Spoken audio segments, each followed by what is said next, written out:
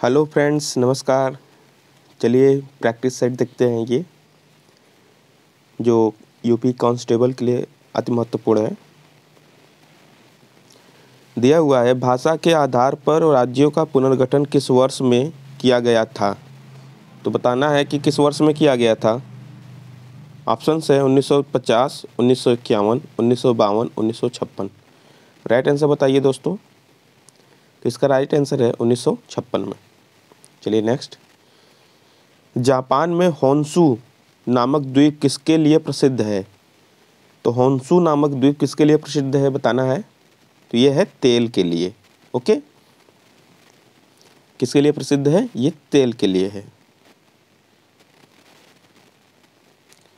भारत में किस governor general को स्थानीय स्वशासन का पिता कहा गया था। किस गवर्नर जनरल को स्थानीय स्वशासन का पिता कहा गया था। तो ये कौन थे, लॉर्ड रिपन थे। Lord Ripon. निम्नलिखित में से किसने पहले 1935 में संविधान सभा का सुझाव प्रस्तावित किया। किसने किया था, नाम बताइए उनका। तो उनका नाम है एम.एन. राव। एम.एन. राव। कौन है, एम.एन. राव। आगे नेक्स्ट देखते हैं। वर्तमान कंप्यूटिंग में समस्त विश्व में कौन सा कोड प्रयुक्त किया जाता है और स्वीकार है। तो ये है ASCII। ASCII इसका नाम क्या है पूरा, American standard code for information interchange. Okay, American standard code for information interchange. आगे देखते हैं। व्हेन द रिवर स्लिप्स उपन्यास किसके द्वारा लिखी गई है। तो इसके देखो, ये नाम ही पढ़ने से लगता है कि क्या कहते हैं, इंग्लिश है ना। तो इसके देखिए, इससे पता लगा सकते हैं आप, स्टेरिन कायर ने। प्रत्येक वर्ष कितने नोबल पुरस्कार दिए जाते हैं बताइए। 5 दिए जाते हैं, 7, 4, 6। बताइए इसका राइट आंसर क्या होगा। तो इसका राइट आंसर है 6। तो प्रत्येक वर्ष कितने नोबेल पुरस्कार दिए जाते हैं, 6। वर्ल्ड वाइड वेब का आविष्कार किसने किया। वर्ल्ड वाइड वेब का आविष्कार किसने किया। तो ये थे Tim Berners Lee. Tim Berners Lee. चलिए नेक्स्ट देखते हैं। जल्लीकट्टू के साथ जुड़ा हुआ है। जल्लीकट्टू किसके साथ जुड़ा हुआ है बताइए। ये जल्लीकट्टू क्या है, एक खेल है। क्या है ये, एक खेल है जिसमें बैल होता है और उसको मेले मतलब एक फील्ड में छोड़ देते हैं, उसको पकड़ना होता है, उसके खेलना होता है। तो ये किसके साथ, किस त्यौहार के साथ जुड़ा हुआ है। तो ये जुड़ा है पोंगल के साथ। ये जुड़ा है पोंगल के साथ। अच्छा ये बताइए कि ये जल्लीकट्टू कहाँ मनाया जाता है। तो ये मनाया जाता है तमिलनाडु में। कहाँ पर मनाया जाता है, तमिलनाडु में। और तमिलनाडु में ही हमारा क्या मनाया जाता है, पोंगल त्यौहार। ठीक है। इस खेल के तहत गांव के ताकतवर और मजबूत बैलों के सींग में सिक्कों से भरी थैली बांधी जाती है और उस बैल को लोगों के भीड़ में खुला छोड़ दिया जाता है। फिर लोग उस सिक्के की थैली को प्राप्त करने के लिए बैल को काबू में करने का प्रयास करते हैं।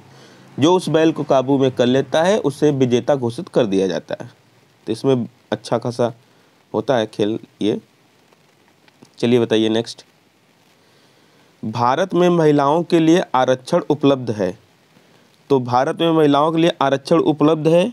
ये किस में उपलब्ध है। तो ये है आपका पंचायती राज निकायों में। पंचायती राज निकायों में। देखिए लोकसभा में भी नहीं है, राज्य विधानसभा में भी नहीं है, उपयुक्त सभी स्थानों पर नहीं कर सकते हैं। ये है पंचायती राज निकायों में।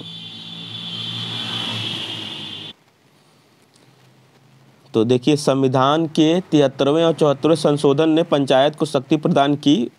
उनके नियमित चुनाव होंगे। सभी स्तरों पर महिलाओं के लिए 1/3 आरक्षण आरक्षित होगा। ठीक है। चलिए नेक्स्ट। भारत में सबसे पहली जनगणना किस वर्ष हुई थी। भारत में सबसे पहली जनगणना किस वर्ष हुई थी। अच्छा देखिए इसका बताइए राइट आंसर क्या होगा। तो ये हुआ था 1872 में। कब हुआ था? 1872 में। और ये किसके समय में हुई थी? तो ये हुआ था लॉर्ड मेयो के समय में। लॉर्ड मेयो के समय में 1872 में जनगणना हुई थी। हाँ, अब भारत में नियमित जनगणना की शुरुआत कब होती है? तो ये होती है 1881 में। कितने में? नियमित जनगणना अगर बात आए तो अब होता है 1881 में। लेकिन अगर सबसे पहले जनगणना पूछे तो 1872। ओके, अच्छा देखिए, ये हुआ था 1872 वाला लॉर्ड मेयो के समय में। हाँ, अब पर जो ये नियमित जनगणना हुआ था 1881 में, वो हुआ था आपका लॉर्ड रिपन के समय में। ठीक है, अभी तक 2011 की जनगणना हुई है भारत में, जो कि 15वीं जनगणना थी, और उसके बाद अभी कोरोना काल की वजह से जनगणना नहीं हो पाई थी। चलिए नेक्स्ट देखते हैं। निम्नलिखित में से कौन सा रोजगार प्राथमिक क्षेत्र से जुड़ा हुआ नहीं है? प्राथमिक क्षेत्र, अच्छा देखिए 3 क्षेत्र होता है। एक होता है प्राथमिक, दूसरा होता है द्वितीयक, और तीसरा होता है तृतीयक क्षेत्र। ये तीसरा क्या होता है? सेवा क्षेत्र, जिसमें सेवा दिया जाता है। पहले में क्या होता है? कृषि से रिलेटेड, कृषि, हाँ, जो प्रकृति से जुड़े हुए हो चीज़ें। और द्वितीयक में क्या होता है? इंडस्ट्री। तो अच्छा देखिए, प्राथमिक क्षेत्र पूछ रहा है, तो बताइए कौन सा होगा? क्या क्या दिया है? दिया है टोकरी बुनने वाला।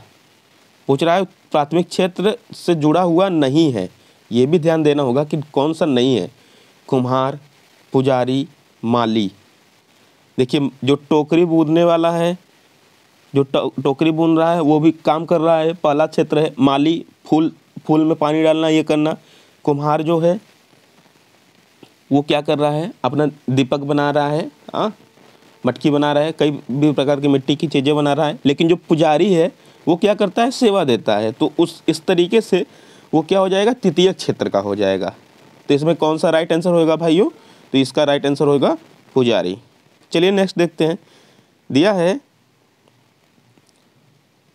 ISDN एक दूरसंचार प्रौद्योगिकी है जहां ध्वनि, वीडियो एवं डाटा साथ साथ संचरित होता है। केवल ध्वनि संचरित होता है, केवल वीडियो संचरित होता है, केवल डाटा संचरित होता है। तो इसका राइट आंसर बताइए क्या होगा? बताइए इसका राइट आंसर क्या होगा? ISDN का राइट आंसर क्या होगा? ध्वनि, वीडियो एवं डाटा साथ साथ संचरित होता है। ओके, ये डिजिटल टेलीफोन सेवा प्रदान करने का एक अंतर्राष्ट्रीय मानक है। चलिए नेक्स्ट देखते हैं। नई दिल्ली का मुख्य वास्तुविद एवं डिजाइनर कौन था? नई दिल्ली का मुख्य वास्तुविद एवं डिजाइनर कौन था? तो ये है एडविन लुटियंस। पहले भारत की राजधानी कलकत्ता थी, किंतु 1911 में दिल्ली भारत का राजधानी बना। तो दिल्ली कब बना? 1911 में। अतः अंग्रेज designer Edwin Lutyens sir Edward baker को यह कार्य सौंपा गया था। तो जब भी आएगा नई दिल्ली का मुख्य वास्तुविद कौन था? तो एडविन लुटियंस। 20 दिसंबर 2021 को नागर विमानन मंत्री BK सिंह द्वारा प्रदत्त सूचना के अनुसार उत्तर प्रदेश सरकार द्वारा लगभग कितने हेक्टेयर भूमि का अधिग्रहण किया गया है? तो बताइए, ये है 52। कितना? 52। 20 दिसंबर 2021 को वर्ल्ड एंटी डोपिंग एजेंसी द्वारा किस वर्ष को डोपिंग रोधी नियम उल्लंघन रिपोर्ट प्रकाशित किया गया है? तो ये है 2019। अच्छा, ये इतना इम्पोर्टेंट नहीं है तो पुराना क्वेश्चन, लेकिन कहीं कहीं इम्पोर्टेंट हो जाता है, ध्यान देते रहिए। संविधान का निम्न में से कौन सा संशोधन केंद्र तथा राज्य में मंत्रिपरिषद के मंत्रियों की अधिकतम संख्या का सीमित करता है? अच्छा देखिए, पूछ क्या रहा है पहले ये समझिए। कह रहा है कि संविधान का निम्न में से कौन सा संशोधन केंद्र राज्य में मंत्रिपरिषद के मंत्रियों की अधिकतम संख्या को सीमित करता है? राज्य में मंत्रिपरिषद के जो संख्या है उसको सीमित करता है। तो ये कौन सा संशोधन है तो ये है आपका 91वां। इसमें क्या होता है देखिए, 91 संविधान संशोधन 2003 द्वारा हुआ था, ठीक है, द्वारा केंद्र राज्य में मंत्रिपरिषद के मंत्रियों के सदन के कुल को 15% से अधिक नहीं हो सकता है, 15% से अधिक नहीं हो सकता है। कुल सदस्यों की संख्या से 15% अधिक नहीं हो सकता। हुमायूं की दुर्घटना के आकस्मिक मृत्यु के उपरांत उनके बेटे अकबर को कहाँ मुगल सिंहासन पर बैठाया गया? अकबर को कहाँ पे मुगल सिंहासन पर बैठाया गया? बताइए, ऑप्शंस क्या क्या है? लाहौर है, सरहिंद है, काबुल है, कलनौर है। बताइए इसमें कौन सा राइट होगा? तो ये है कलनौर। कहाँ बैठाया गया अकबर को? कलनौर में।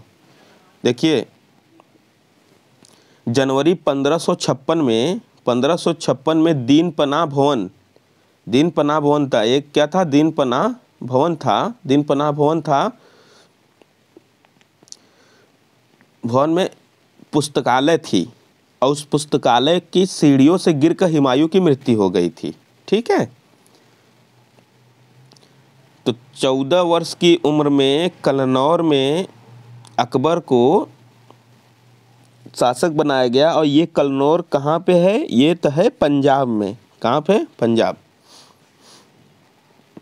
भारत का निम्नलिखित में से कौन सा राष्ट्रपति निर्विरोध निर्वाचित हुआ था? बताइए, इसका राइट आंसर देख के बताइए। आपके पास 5 सेकेंड है। ऑप्शंस क्या है? Doctor S Radhakrishnan, KR. Narayan, नीलो संजीव रेड्डी, डॉक्टर राजेंद्र प्रसाद। बताइए इसका राइट आंसर क्या है? तो इनका राइट आंसर है नीलम संजीवा रेड्डी। ये क्या हुए थे? निर्विरोध चुने गए थे। कब? 26 मार्च 1977 को। ये नहीं इम्पोर्टेंट है, लेकिन निर्विरोध जो चुने गए थे ये इम्पोर्टेंट है। रेडियो तरंग का वेग कितना होता है? बताइए। तो ये होता है 3 × 10⁸ मीटर पर सेकेंड। 3 × 10⁸ मीटर पर सेकेंड। FM प्रसारण बैंड के बीच होता है। तो FM प्रसारण किसके बीच होता है? तो ये होता है HF के, सॉरी VHF के। ये किसके होता है? VHF के। तो VHF का होता है, फुल फॉर्म होता है वेरी हाई फ्रिक्वेंसी। क्या होता है? Very high frequency. और इसकी फ्रिक्वेंसी कितना बीच से बीच कितना होती है? तो ये होती है 30 MHz से लेकर 300 MHz तक होता है, ठीक है। इस्तेमाल हो गए MHz तक फ्रिक्वेंसी। टेप रिकॉर्डर में टेप की चाल कितनी होती है? टेप रिकॉर्डर में टेप की चाल कितनी होती है? तो ये होता है 4.76 सेंटीमीटर पर सेकेंड। चलिए आगे देखते हैं। नदी के प्रवाह को मापने के लिए निम्न में से किसका उपयोग होता है? नदी का प्रवाह मापना है, बताइए। अच्छा, ये आया हुआ भी क्वेश्चन से। तो ये इसको किससे नापते हैं? नदी के प्रवाह को ये नापते हैं क्यूसेक से। किससे नापते हैं? क्यूसेक से। अच्छा, इस ब्यूफोर्ट जो स्केल है, इसको किसका नापने के लिए किया जाता है? तो ये होता है समुद्र नापने के लिए। किसको नापने के लिए? समुद्र में हवा की गति नापने के लिए, ठीक है। समुद्र में हवा की गति अगर नापना है तो ब्यूफोर्ट स्केल की प्रयोग करेंगे, ओके। और एनेमोमीटर किसका नापने के लिए किया जाता है? तो ये पृथ्वी तल की हवा की गति को मापने के लिए किया जाता है। चलिए नेक्स्ट देखते हैं। सुपरसोनिक स्पीड मापने का यूनिट क्या है? सुपरसोनिक स्पीड मापने का यूनिट क्या है? तो ये है मैक। क्या है? मैक। और 1 मैक बराबर क्या होता है? वस्तु की गति बटे माध्यम में ध्वनि की गति। खाद्यान्नों के संरक्षण हेतु निम्न में से किसका प्रयोग किया जाता है? खाद्यान्नों की संरक्षण हेतु निम्न में से किसका प्रयोग किया जाता है? तो ये होता है सोडियम बेंजोएट का। सोडियम बेंजोएट का। किस स्थान की आर्द्रता जानने के लिए निम्न में से किसका उपयोग किया जाता है? किसी स्थान की आर्द्रता जानना है तो किसका प्रयोग करेंगे, किससे मापेंगे? तो होगा आपका भाइयों हाइग्रोमीटर। हाइग्रोमीटर, देखिए हाइग्रो और हाइड्रो में बहुत अंतर है ना, हाइग्रोमीटर होगा।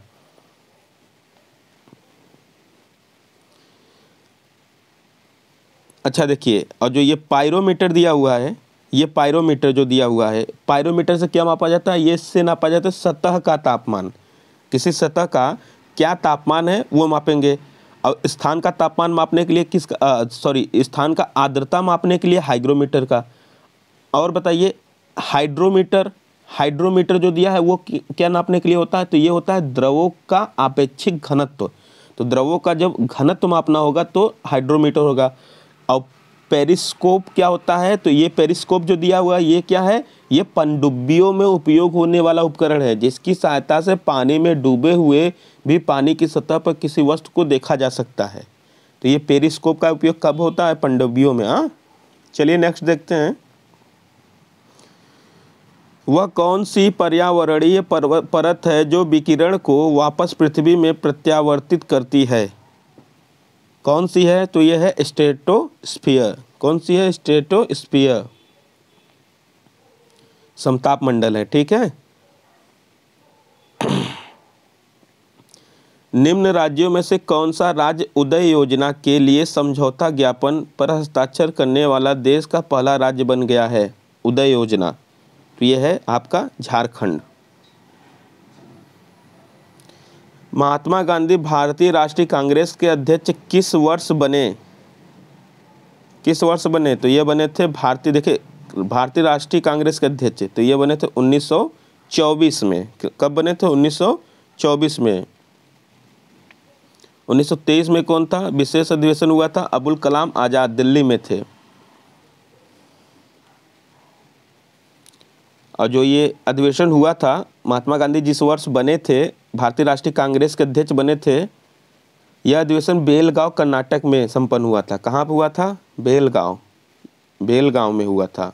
और ये कहाँ पे स्थित है? बेलगांव आपका कर्नाटक में स्थित है। कहाँ पे? कर्नाटक। ओके, चलिए नेक्स्ट देखते हैं। क्रीमी लेयर संबंधित है बायोस्फीयर से, सामाजिक एवं आर्थिक हालात से, कुक्कुट पालन से, दुग्ध उत्पादन से। तो बताइए इसका राइट आंसर क्या है भाइयों? तो क्रीमी लेयर किससे संबंधित है? तो ये आपका संबंधित है सामाजिक एवं आर्थिक हालात से। क्रीमी लेयर में ओबीसी, जैसे वो भी आता है ना कि पिछड़ा वर्ग ओबीसी है, तो creamy layer, non creamy layer, वही वाला क्रीमी लेयर। चलिए आगे देखिए। 3 दिसंबर 2021 को खादी और ग्रामोद्योग आयोग द्वारा किस उत्तर पूर्वी राज्य में REHAB परियोजना की शुरुआत की गई थी? ये किसकी हुई थी? त्रिपुरा की। ये इम्पोर्टेंट नहीं है, करंट अफेयर से, चलिए फिर भी बता देता हूँ। 13 दिसंबर 2021 को किस राज्य संघ क्षैतिज जलवायु परिवर्तन में पर्यावरण पर एक पूर्ण पाठ्यक्रम विकसित किया गया? संबंधित पाठ्यक्रम शुरू करने वाला पहला राज्य भी बन गया। अच्छा देखिए, पहला राज्य बन गया, ये इम्पोर्टेंट है। तो ये है जम्मू कश्मीर, जम्मू और कश्मीर। लाल बहादुर शास्त्री स्टेडियम स्थित है, बताइए लाल बहादुर शास्त्री स्टेडियम कहाँ पे है? तो ये है आपका हैदराबाद में। 19 नवंबर 2021 को प्रधानमंत्री नरेंद्र मोदी द्वारा उत्तर प्रदेश के झांसी के गरोठा में कितने मेगावाट के अल्ट्रा मेगा सोलर पावर को आधारशिला रखा गया? तो कितना मेगावाट का था ये? बताइए इसका राइट आंसर क्या है? तो ये था 600 मेगावाट। कहाँ पे रखा गया है? झांसी के गरोठा में। ओके, चलिए नेक्स्ट।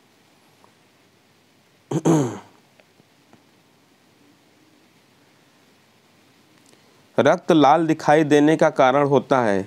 रक्त लाल दिखाई देने का कारण क्या होता है? इसका राइट आंसर बताइए। तो इसका राइट आंसर है हीमोग्लोबिन। इसका राइट आंसर क्या है? हीमोग्लोबिन। क्योंकि जो हीमोग्लोबिन होता है वो नीले पीले प्रकाश को अवशोषित कर लेता है, और जब वे ऑक्सीजन के संपर्क में आते हैं तो लाल दिखाई पड़ते हैं। ये भी करंट ही है, पुराना है। 17 दिसंबर 2021 को किस राज्य सरकार ने तमिल थाई वाजथू गति को राज्य गति घोषित किया था? तो ये इसका ऑप्शन, इसका राइट आंसर है तमिलनाडु। तमिल से ही पता चल रहा है, ये भी पुराने क्वेश्चंस हैं। ये लास्ट देख लीजिए, गोल्डन पेन ऑफ फ्रीडम पुरस्कार किससे संबंधित है? गोल्डन पेन ऑफ फ्रीडम पुरस्कार किससे संबंधित है बताइए। तो यह है आपका पत्रकारिता से। किससे है? पत्रकारिता से। इसकी शुरुआत हुई थी 1961 में। कब हुई थी इसकी शुरुआत? 1961 में। ओके, चलिए थैंक यू, मिलते हैं नेक्स्ट वीडियो में।